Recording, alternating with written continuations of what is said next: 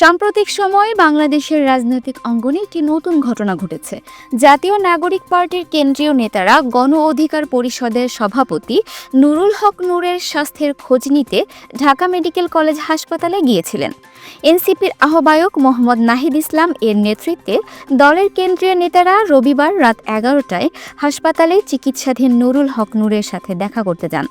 আমরা আশা করব যে সেনাবাহিনী তাদের এই অবস্থান পুনর্মূল্যায়ন করবে এবং তাদের এই হামলার জন্য, তাদের এই ঘটনার জন্য এবং দুঃখ প্রকাশ করবে এবং ভবিষ্যতে এই ধরনের ঘটনা ঘটবে না সেই নিশ্চয়তা বাংলাদেশের জনগণকে দিবে, বাংলাদেশের রাজনৈতিক দলগুলোকে দিবে। এ সময় নাহিদ ইসলাম নুরুল হক নূরের দ্রুত সুস্থতা কামনা করেন এবং হামলায় জড়িত সেনা ও পুলিশ সদস্যদের বিচার নিশ্চিত করার দাবি জানান। একটি গুরুত্বপূর্ণ বিষয় হল এনসিপির ৮ সদস্যের প্রতিনিধি দল চীন সরকারের আমন্ত্রণে ৫ দিনের সফর শেষে দেশে ফিরে সরাসরি ঢাকা মেডিকেলে যান। এই পদক্ষেপটি রাজনৈতিক অঙ্গনে একটি নতুন বার্তা বহন করে।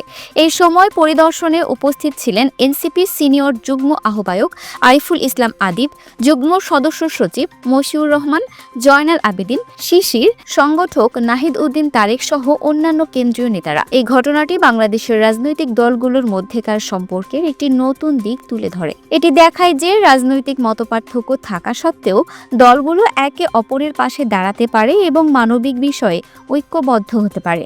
Multimedia desk, Dinajpur TV. Dinajpur TV, মানুষের জীবনের কথা বলে।